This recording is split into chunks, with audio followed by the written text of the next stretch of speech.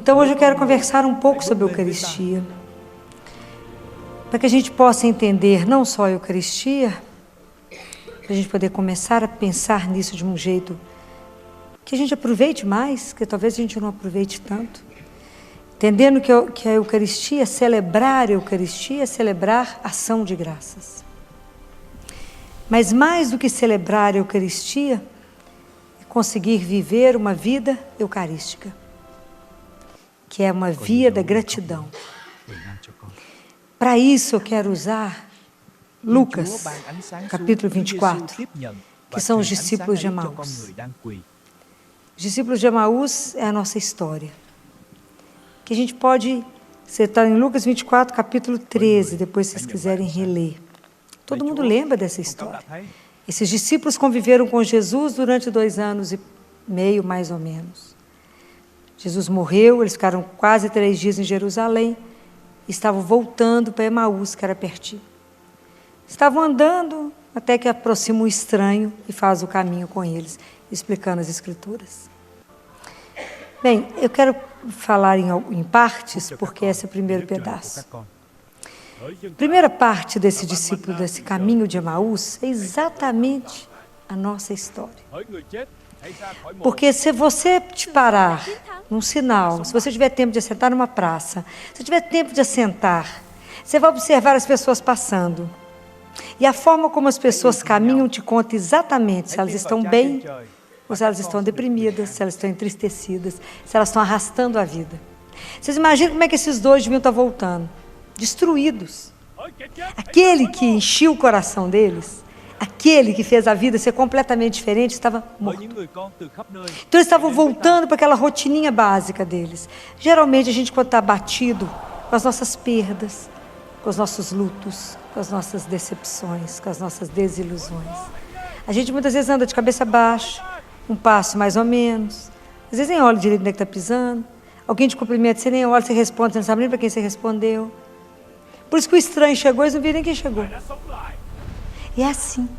Então a gente, quando vem celebrar, quando a gente vem para a Eucaristia, a gente vem com o coração ruim. E se a gente lê a historinha, a gente vai vendo que não é uma via normal do ser humano, diante das frustrações, das perdas, das decepções, do sofrimento, fazer opção pela gratidão. Ao contrário, nós enchemos nosso coração de mágoa, de rancor, de ressentimento e vamos arrastando a vida. Não é assim? E nós chegamos dentro da igreja para celebrar a Eucaristia com o coração assim, pesado, né? Pesado. Então, quando Jesus convida a gente, ele fala, fica, né, que vocês estão cansados, vinde a mim, que meu jugo é suave, meu fardo é leve. Por que o jugo de Jesus é leve? Porque é o jugo do perdão. Por que a nossa vida é pesada, a gente está sempre cansado? Porque a gente só vive na ofensa, né? As ofensas que a gente não perdoa. Então a gente chega para a Eucaristia dessa forma. Se vocês pegarem uma terra dura, e jogar água, vai entrar alguma coisa?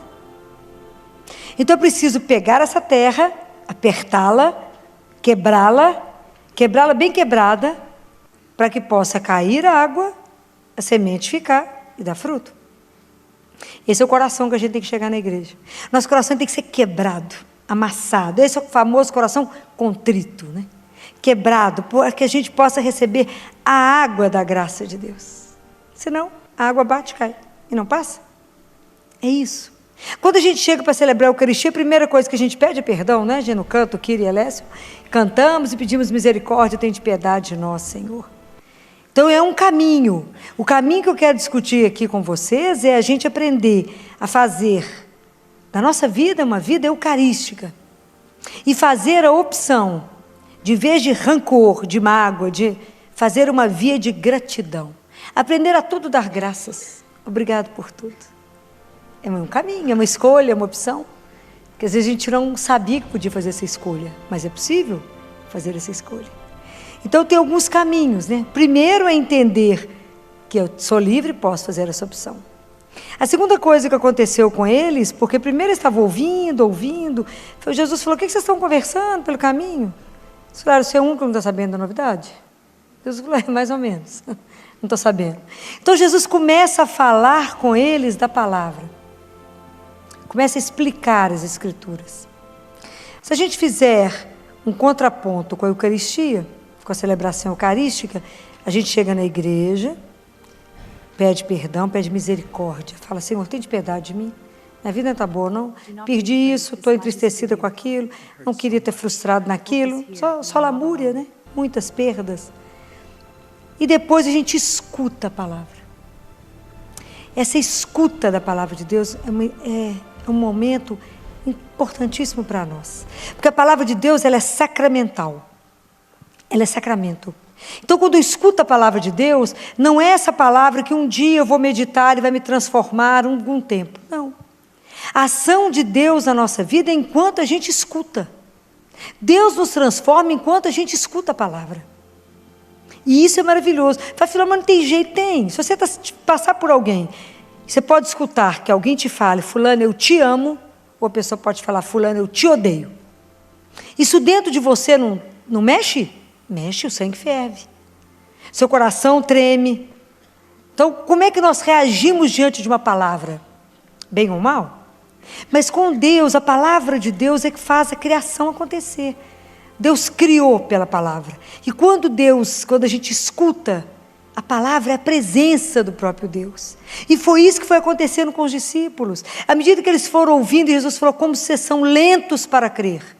É duro escutar isso, é mais ou menos para nós. Como nós somos lentos para crer. Então, à medida que ele foi falando a palavra, que ele foi trazendo para aqueles que estavam absolutamente derrotados, e às vezes em algum momento da nossa vida a gente está tão derrotado. A gente acha que a nossa vida não vale absolutamente nada, que a gente é tão insignificante, que a nossa história é um nada. Aí, quando Jesus começa a explicar, eles vão entendendo que aquilo tudo fazia parte de algo maior. E que, na verdade, aquele amigo que morreu foi para dar uma dimensão de uma coisa muito maior, foi para dar uma vida que é eterna. Então eles foram começando a compreender, foram começando a ver que alguma coisa ardia o coração deles. Eles não estão entendendo direito não, mas algo foi mexendo dentro deles e provavelmente eles foram levantando a cabeça. Porque também é assim, às vezes, quando você está muito abatido, porque alguém chegou com alguma palavra, você está desanimado com alguma coisa, é preciso que todos os dias a gente consiga ouvir uma palavra que nos ponha de pé. Porque é o poder da palavra de Deus que nos coloca de pé. Porque às vezes só que você acha que você não dá conta de nada, você escuta assim: bem-aventurados aqueles que choram, porque serão consolados. Você fala: então, tem uma esperança de que alguma coisa vai mudar, que alguma coisa vai acontecer, que Deus está vendo a minha perda, está vendo o meu sofrimento e vai intervir, e vai me ajudar a caminhar. Então isso é uma coisa que faz parte da nossa vida. A gente poder pegar nosso sofrimento, escutar isso diante da palavra e poder transformar. Mas tudo é escolha, porque nem todo mundo vai escolher isso. É escolha. Porque no momento que os discípulos foram chegando perto de Emaús, Jesus fingiu que ia dar sequência. E ele poderia dar sequência. Mas aqui eles fazem para Jesus um convite, que eles falam com Jesus: permanece conosco, porque é tarde e o dia já declina. Talvez essa seja a frase mais importante desse trecho. Porque durante o nosso dia, hoje, vocês encontraram com um tanto de gente. Muitas pessoas falaram um monte de coisa bacana para vocês. E que vocês conversaram, escutaram e foram embora. Então, existiu uma conversa, mas não existiu um aprofundamento, não existiu uma continuidade. Você encontrou, conversou e despediu. O convite, ele é essencial para que uma relação se aprofunde. E era isso que Jesus espera. Porque, na verdade, a gente acha que quando a gente vai comungar, a gente vai celebrar a Eucaristia, é só o Senhor que nos convida para cá. Não, Ele está esperando esse convite. Porque se a gente não convidar Jesus, para que a gente possa estabelecer uma relação profunda com Ele, falar com Ele: Jesus, eu quero que o Senhor seja não só o meu companheiro de caminhada, mas o companheiro de minha alma. Se eu não convidar, Ele vai ser sempre o estranho da minha vida. Ele vai ser sempre alguém que tem notícias, ideias boas, palavras maravilhosas. Jesus vai ser sempre aquele, figura interessante, um profeta bacana, mas nunca aquele amigo íntimo, aquela pessoa da minha alma, que eu não o convidei para entrar e ficar comigo. E isso nós temos que fazer em toda a Eucaristia. Fica comigo, Senhor. porque é tarde. Fica comigo, porque eu preciso da sua caminhada. Eu quero que o Senhor entre na minha casa. Será que a gente tem coragem de levar Jesus exatamente para as pessoas com quem a gente convive? Será que a gente tem coragem de apresentar a Jesus aonde a gente vai? Será que eu posso permitir a Jesus que Ele entre naquele lugar na minha casa que eu não deixo ninguém entrar? Será que eu permito que Ele veja o que tenho de luz e de sombra? Será que eu permito a Ele que me veja do jeito que eu não gostaria que ninguém me visse? Será que eu posso ver? Ele me vê na cozinha? Jesus ser o amigo, não da sala, que serve a xícara perfeita, o pano perfeito, mas o amigo da cozinha, que vê a cozinha confusa, bagunçada, que vê o pano de prato rasgado, que está lá, como diz Santa Teresa, no meio das panelas, das caçarolas, está lá Jesus andando. Será que eu levo Jesus para a minha intimidade? Porque enquanto eu não fizer esse convite para que Ele permaneça, fique comigo, Ele não será o meu Senhor e o meu Deus. Não será. Ele será sempre o estranho, que passou pela minha vida, que me falou uma coisa bacana, mas que não fez laço comigo. Porque assim é a gente com as pessoas que a gente encontrou hoje. Você encontrou com um monte de gente bacana, mas você não fez laço com essa pessoa. Você até encontrou, escutou uma coisa bacana, falou, então tá, até mais. Jesus não pode ser assim. Nós não podemos deixar Ele passar. Porque se a gente não convidar, Ele vai passar. Ele não vai permanecer. Porque Ele espera o seu convite. Acho que você nunca imaginou que teria que convidá-lo para ficar. Você precisa convidá-lo. Fala, fica comigo, Jesus. Me ensina essa palavra, que essa palavra possa me transformar, que essa palavra possa me levar a fazer exatamente aquilo que o Senhor espera. Eu quero ter uma vida fecunda, mas eu preciso da sua presença. Porque se eu não tiver a sua presença, nada em mim será transformado. Eu digo que é nada. A gente recebe a Eucaristia, e porque a gente sai da Eucaristia e entra na igreja como se fosse a mesma coisa. A gente sai de quantas missas absolutamente não transformados, nem mexidos, nem com o coração ardido, não foi nem capaz de chorar pelos nossos pecados, nem chorar de emoção porque encontrou com Ele, nem chorar de emoção porque estamos diante do Filho de Deus. E que me encanta, porque estamos diante do Filho de Deus e que se permite ser seu amigo, ser meu amigo, íntimo, companheiro. Quantos companheiros de alma você tem? Ou tem algum? É difícil ter um companheiro de alma. É difícil ter alguém que partilha das mesmas coisas que você. Aquele amigo que você não precisa nem falar muita coisa, já sabe tudo. Aquele amigo que você só olha, aquele amigo que enche o seu coração. Aquele amigo, daquela intimidade, que é uma intimidade construída de cada dia. Então, se a gente vai observando, e eu tenho certeza que a partir de agora vocês vão começar a entrar para a celebração eucarística, vão começar a prestar atenção, como é que Deus vai nos transformando, como é que a palavra precede, né, a Eucaristia, porque é Deus vivo em nós. E como é que eu preciso de fazer como os discípulos, falar, entra na minha casa, Senhor, entra. Eu quero que o Senhor entre, e onde o Senhor entrar, vá tocando todas as coisas, e vá transformando. Quanta coisa dentro de mim precisa ser transformada. Quanta coisa. Mas para isso, eu convidar Jesus para entrar na minha casa, eu preciso de uma coisa única. Eu preciso de confiar. Porque como é que eu vou convidar um estranho para entrar na minha casa? Vocês convidam um estranho para entrar na casa? Não convida. Então, eu tenho que confiar naquele que eu estou convidando para entrar. Entra. E aí eu tenho que começar a entregar para o Senhor as coisas. Amigo não divide tudo? Muitas vezes você entrega tantas coisas. Ele é o Senhor. E nós precisamos começar a entregar para o Senhor tudo. Fala, Senhor, eu quero te entregar a minha vida, eu quero te entregar os meus sonhos. Eu quero te entregar tudo que eu sonho, que eu penso. Mas eu quero te entregar também o meu pecado. Eu quero te entregar aquilo que eu mais amo. Eu quero te entregar a minha vida e não preocupar mais. Ó, que luta que é isso. Falei, filho, você está querendo demais. Mas é assim, a relação com o Senhor tem que ser inteira. Como é que você convive com alguém, chama para ser seu amigo íntimo da alma, e você oferece só uma parte, não oferece o resto? É por isso que a proposta é audaciosa. Viver com o Senhor é para ser tudo. Entregar tudo. Tudo para o Senhor. Domingo teve uma cena bonitinha aqui na igreja com meu marido, que A gente estava sentado lá no fundo e chegou uma senhora com o pé machucado. Eu falei com ele, nós vamos ter que dar um lugar para ela. E ele saiu. Aí tinham várias crianças atrás, porque era chegada de encontro de casais. E aí tinha uma menina, aí o menininho, as menininhas assentadas na mesma cadeira, dividiram a mesma cadeira, e o menininho levantou com o irmão e ficou perto de mim. Tanto que o irmãozinho pequenininho, de uns 3 anos, imitava o outro. Tudo que o outro ajoelhava, ele ajoelhava. Tudo que um fazia, o outro fazia. Imitava. Ele entrou na fila do Eucaristia, ele entrou também. Então, o irmão vigiando ele. Aí a maiorzinha falava para a pequenininha assim, você precisa aprender a entregar para Jesus todos os seus sonhos. Porque eu quero ser médica legista, eu quero casar, ter filhos e ser feliz. É só assim. Aí a outra falava, sussurrava no ouvido dela, porque eles ficaram com vergonha do meu marido. Eu quero ser médica pediatra. Então vai falando com Jesus, tem que entregar os sonhos para ele. Olha que lindeza uma coisa dessa. Claro que essas crianças estão aprendendo com alguém. Alguém ensinou para essas crianças. E uma ensinava para a outra. Ajoelha, fala com Jesus, vai entregando seus sonhos para ele. Você não tem dinheiro para dar aqui agora na esmola? Não, estou tendo uma oração para fazer. E meu marido deu o dinheiro para que elas dessem o dinheiro. Elas ficaram uma alegria de poder depositar o dinheiro. Mas se não tivesse dinheiro, tinha uma oração para fazer, mas eu não aprendi a oração, não. Mas disse que tinha uma oração também para fazer.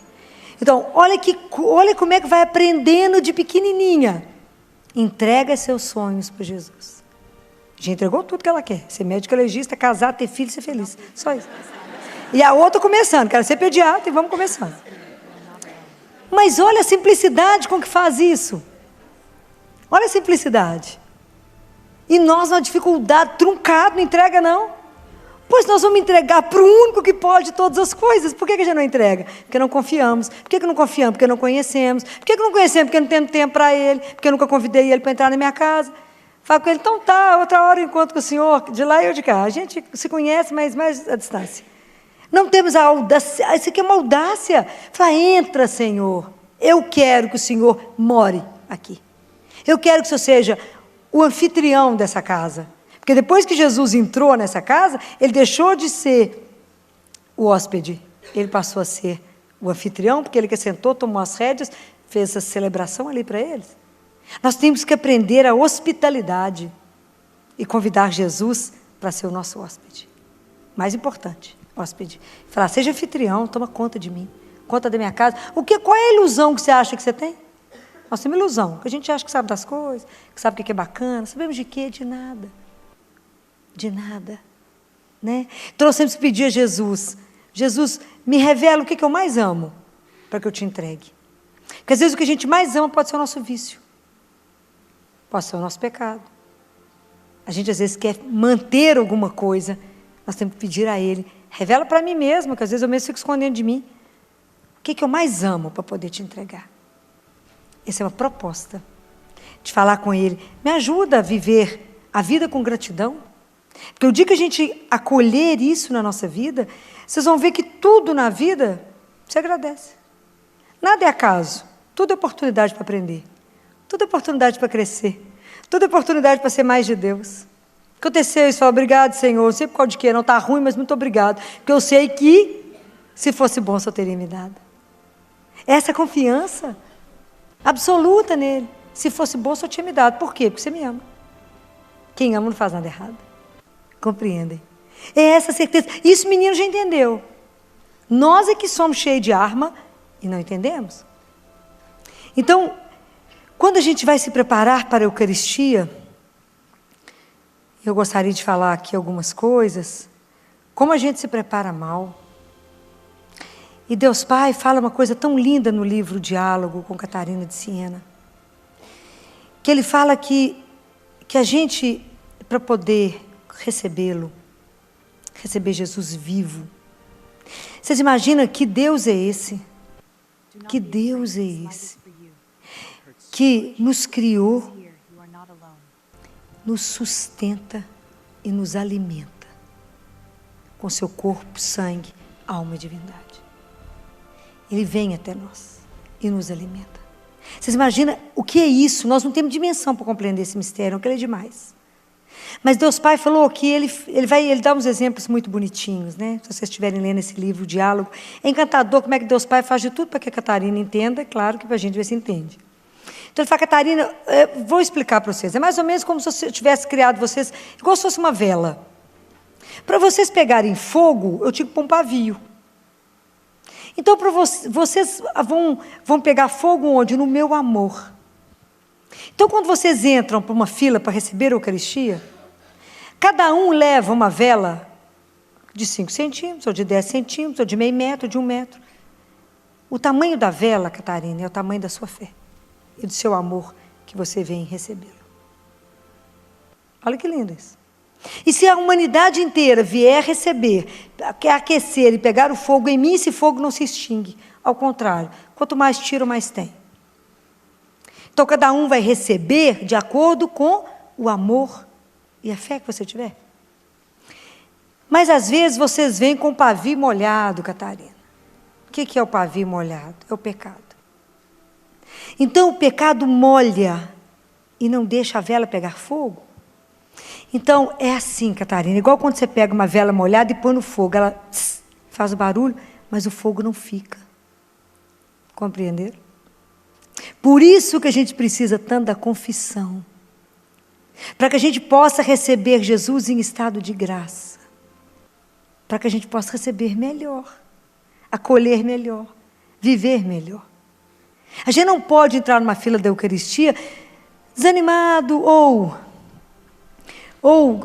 às vezes fazendo o que acho que é um grande problema que a gente pode viver hoje, é começar a viver e receber a Eucaristia como rotina, como algo a mais, como faz parte da missa. Não é. É o momento que eu estou sendo alimentado e estou recebendo Jesus vivo. O dia que a gente vê a dimensão do que significa isso, e às vezes por algum momento, e por graça, absolutamente por graça, Deus pode permitir que um de nós, no momento de receber a Eucaristia, receba a graça do temor de saber diante de quem estamos. Não é temor de medo, é a emoção de saber que estamos diante de Jesus vivinho. É para cair duro, claro, básico. De saber que você está diante dEle, que você recebe Ele. Isso não é uma brincadeira. Mas quantos santos e quantas pessoas são agraciados por receber nesse momento. É o que um ateu disse uma vez. Se eu tivesse certeza que é o Filho de Deus que está ali, eu vou ajoelhar e nunca mais levanto. E nunca mais levanto. Então nós não podemos banalizar a Eucaristia. Nós temos que vir para a Eucaristia com uma alegria imensa. E se eu chego aqui carregado das minhas dores, a Eucaristia tem que ter o poder de falar comigo. A morte, ela não tem a última palavra. A última palavra da sua vida chama-se amor. E mesmo no meio de todo o seu sofrimento, a Eucaristia tem que te pôr de pé, porque você está diante do Filho de Deus que te sustenta. Se a Eucaristia não estiver tendo esse poder na nossa vida, tem algo errado. A Eucaristia tem que fazer sair dessa igreja dançando. Por quê? Porque eu estou com Ele. Eu o convidei, fica comigo, Senhor. Compreendem? Quando eu recebo a Eucaristia, não é o fim ou o começo da nossa missão. E de contai o que aconteceu. Foi o que os discípulos foram. Tinha medo? Tinha. Pois de repente, o que acontece, você recebe Jesus vivo e de repente ele some. Mas Jesus, Deus Pai, fala de um jeito tão lindo. Ele fala, Catarina, depois que Jesus passa, é como se eu pegasse um selo quente e colocasse marcasse uma cera, um ferro quente e marcasse. A marca da graça fica impressa em vocês. Não tem jeito de sair. Vocês estão marcados por mim. Presta atenção nisso. Marcados por Ele. A graça está em nós. É Deus que caminha conosco. Então quando a gente vem desiludido aqui, trazendo os nossos problemas para o Senhor, trazendo os nossos medos, porque quando eles viram que o Senhor desapareceu, quando Ele repartiu o pão e eles reconheceram que era Jesus, eles voltaram correndo para Jerusalém. Tinha risco? Claro que tinha. Era de noite, estava escuro. Quem matou Jesus estava atrás deles, para matar eles também. Já não tinha mais medo. Depois de verem o Senhor, medo de quê? Medo de quem pode matar seu corpo, mas não pode matar minha alma é imortal. Estou com o Senhor. Medo de quê? Depois que você ouviu. Medo de quê depois que você experimentou Jesus? Nada mais. Então, se a Eucaristia não está servindo para te transformar, tem algo errado. Se você tem que trazer diante do Senhor seu medo, sua decepção, a sua frustração. Faz, Jesus, sabe aquele moço lindo que eu estou namorando? Pois é, me largou, me trocou. Se você ficar arrasada naquilo, tem que superar o medo, falar, trocou, mas ele é mais do que eu. Não, então vão seguir a vida. Vão seguir a vida. Você não pode se reduzir a isto. Você é muito mais do que isso. A sua vida não é qualquer coisa. Mesmo a vida, essa rotina basiquinha, Senhor, sim, isso, sim, ela tem um significado fundamental para Ele. Mesmo o nosso nada é muito diante dos olhos de Deus. Então não precisamos achar que a nossa vida não é nada. Mas nós temos que sair da Eucaristia transformados. Com uma força que ninguém nos segura. Tinha um santo que falava, que agora não lembro, é muito santo que eu leio, misturo santos, para não misturar santo. Não falo o nome para não confundir. Diz que quando a gente comunga, é como se a gente saísse da igreja com um leão, com um dragão. Somos capazes de derrubar qualquer coisa? Claro, pois estamos com o Senhor vivo. Mas a gente não tomou dimensão disso. Do tanto que somos privilegiados, agraciados, de encontrar com Jesus vivinho. Coisa mais apaixonante desse mundo. Que você pode chegar perto dele e falar, Jesus, presta atenção no tanto que eu estou sofrendo. Ele fala, estou vendo. Mas Ele pode mudar, Ele pode te dar o consolo, o conforto, enxugar as suas lágrimas e falar, coragem, isso tem um fim. Coragem, confie em mim, porque tem algo escondido que você não está vendo. A dor ainda, por enquanto, está ocultando o que você vai viver.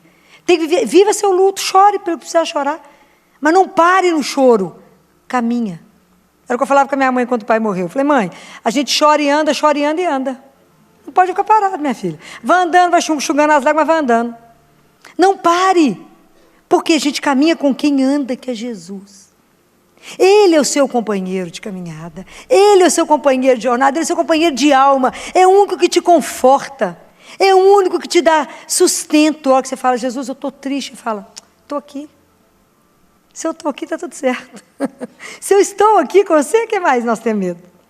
É lá que a gente vai lá todo dia renovar a nossa força, é Ele que é a nossa alegria. É Ele que diante do sofrimento, de qualquer dificuldade, eu sei que Ele ali não tem a última palavra. Tem mais. O Senhor está conosco. Isso é que sustentou Nossa Senhora de pé. A certeza, a fé, a certeza que Deus mudaria alguma coisa. Mesmo diante, ela esperou contra toda esperança, né, gente? Tinha nada acontecendo. Mas ela acreditou que algo havia. Bem-aventurada, feliz aquela que acreditou, foi o que Marta disse a Maria. Bem-aventurada és tu, Maria, porque em você vai acontecer aquilo que você acreditou. Por que nada acontece conosco? Porque a gente mais duvida de Deus do que acredita. A gente recebe a Eucaristia, o povo vai embora, fala, por que esse povo está saindo correndo da missa, gente? Acabou de receber Jesus vivo, eu falo, Jesus não está sabendo o que está recebendo. Não sabe de que está diante do Altíssimo. Ajoelha, conversa com Ele, derrama seu coração diante dEle, fala, me acode, eu não quero viver nessa raiva, nesse ressentimento, que isso seca a minha alma e me mata. Transforma essa minha dor, me ajuda a perdoar, circula em mim a certeza que eu sou seu filho, que eu sou importante para o Senhor, me dê amor, me sustente. É diferente. Aí depois que a gente aprender a viver essa intimidade, como é que você vai ficar calado? Como é que você não vai contar para as pessoas o que você experimentou? É o que João fala na primeira carta dele, o que o meu olho viu, o que eu escutei, o que eu peguei, como é que eu vou calar? Não calo, eu falo. Aí vocês vão começar a contar para os outros o que vocês viram, o que vocês viveram. E a sua família vai começar a perceber as transformações que você vai experimentar. Vai perceber, porque testemunhar Jesus dentro da casa da gente não é fácil, não. Porque todo mundo conhece que você é aquela pessoa difícil, um gente difícil, mal-humorada às vezes. Você contando papo, não resolveu nada. Mas é devagar que Jesus vai nos transformando, porque é à medida que a gente vai deixando. Transformando até que a gente convença o povo da casa. É assim? No início, quando eu comecei a fazer missa diária, quantos anos atrás, eu nem sei quantos anos tem isso, o povo da minha casa ficou apavorado. Verdade? Eles já falavam assim, gente, está acontecendo alguma coisa com a Filó? Minha mãe ficou em pânico. Ela falava, a mãe ligava e falava, você não arrumou um namorado? Não. Eu cutucava Jesus e falava, presta atenção. Presta atenção. Estão achando que eu estou indo à igreja porque eu estou sem namorado. Eles não descobriram que meu amor maior é você, ainda não entenderam isso não. Mas precisa, meu pai falava, mas precisa de a missa todo dia, minha filha. Até falar, você me está pecando tanto em Belo Horizonte, eu não estou sabendo, né? De tanto que essa menina está arrumando em Belo Horizonte, por que você vai a missa todo dia? Eu sempre olhava, mas todo dia? Eu falei, mas vocês comem quantas vezes no dia? 5, mais ou menos. Oliveira, então, no interior, eu como muito. Todo o dia inteiro, come. Nutre a alma quantas vezes mesmo? Você vai à missa só domingo? Por isso que você arrasta. Por isso que esse desânimo. Eu vejo Jesus todo dia, porque eu sou animada. É o contrário. Chega animada. Filho, como é que você dá conta da sua vida? Ou vocês esqueceram que eu recebo Jesus vivo todo santo dia, vocês não acreditam nisso? Vocês não acreditam que ele é vivo? Ela fica me olhando e fala, coitada, acho que ela tem um parafuso a menos. É melhor não apertá-la muito não, é? Mas o povo fica desconfiado, porque o povo não crê, gente. Se a gente acreditasse, qual dia da semana você não iria à missa? Todos. Você iria todos os dias. Fala, onde é que você está indo? Encontrar com Jesus? Falo com ele, quem me via correr de manhã desse jeito, fala, gente, por que você me está correndo tanto? Eu vou rindo. Falo que eu mal sabia ele que eu vou te encontrar, né, Gracinha? Fala a verdade. É para te encontrar, para não perder um minuto de estar com ele. Mas não cremos que estamos diante daquele que é o Senhor. Aí, depois que eu recebo a Eucaristia, não encerrou. Ele fala, agora você vai e começa a sua missão. Porque você veio e vai me anunciar. E vai levar o meu nome. E vai confortar aqueles que estão no chão. E vai dar coragem para a turma começar. E vai cuidar de alguém que está moribundo. E vai dar um banho naquele que às vezes está morrendo. E vai dar uma palavra de conforto e falar, não acaba aqui não, bom, continua. Lá é muito melhor. Pode ir, filho, sem medo. Se o seu coração tem medo, Deus é maior. Não precisa ter medo, não. Mas tem que conhecer a palavrinha de Deus para poder falar. Para dar conforto para o outro, para sustentar o outro. E essa vida eucarística, ela é discreta. É discreta, não tem holofote, não. É ali, porque é no dia a dia, a hora que você passa, dá um sorriso para um, que você sustenta o outro. É onde você vai testemunhando, é onde você vai dar testemunho daquilo que você crê. Que você vai falar a sua palavra, que você não vai ter vergonha de dizer, eu creio. Em quem? Jesus mesmo, o sobrenome dele é de Nazaré. Filho de Nossa Senhora, pode falar. Porque o povo fica assim na dúvida de quem será que ela está falando. Fala com todas as letras. E não encolhe quando você for falar o nome dele, não. Estufa o peito e fala, Jesus. De onde você está vindo da missa? Recebi Jesus vivo. Conhece? Não, um dia eu posso te mostrar. Não tenha medo, cutuque as pessoas, incomode as pessoas. Mostra que é um outro jeito de andar por esse mundo. Porque a gente fica querendo entrar todo mundo no mesma forma. Não, tem uma forma diferente. Tem uma forma que olhe pelo miserável, que olha pelo pobre, que consola aquele que está batido, que luta pelas pessoas que têm dificuldade, que não aceita que a pessoa pobre receba menos do que ela é digna, porque somos irmãos. Não sei se vocês viram uma reportagem, se já ouviram do dono do Hospital de Câncer de Barretos. Esse homem é um testemunho de fé. Ele gasta por mês 35 milhões. Então ele fala que 15 milhões o SUS paga. Os outros 20, ele sabe que Deus vai mandar. E todas essas doações chegam dos pobres. Tudo que ele tem lá é de melhor. Tudo. Porque ele falou que sempre viveu com uma indignação na alma. Por que que o pobre, além de tudo, ele tem que receber? Nunca pode comprar o original, tem que ser o genérico. Nunca pode receber o melhor. Por quê? Se ele é meu irmão. Então, tudo que tem no hospital dele é o de melhor. Qual que é o aparelho melhor? Então, esse que eu vou comprar. O que é de melhor? É lá que ele compra e tem. E como o tratamento de câncer, em geral, às vezes as crianças duram em torno de 1 ano e meio, ele montou as casas em volta do hospital. Então vai, o pai e a mãe, vem gente do Brasil inteiro, e as crianças. Ele arruma trabalho para o pai, escola para os meninos, a mãe toma conta do menino, para não separar a família. Mas tudo tem uma história. E é isso que eu acho que quando eu vi essas crianças, que meu marido contou o que essas crianças fizeram, esse homem também tem uma história. E a história dele começou com a bisavó dele. A bisavó, no ano de 1800 e pouco, casada com um coronel, ela colocava dentro de casa 18 pessoas doentes. O marido era coronel, mandava buscar os médicos lá na capital, lá na cidade, para tratar. Ela cuidava de 18 doentes em casa. Teve um filho, médico, que formou, São Paulo, voltou para o interior, nunca recebeu uma consulta particular, só os pobres.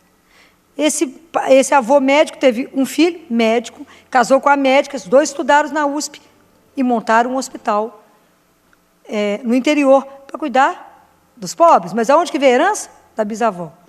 Ele falou na entrevista com o Adriano Galisteu, Adriano falou, mas como é que é esse negócio de fé? É a fé.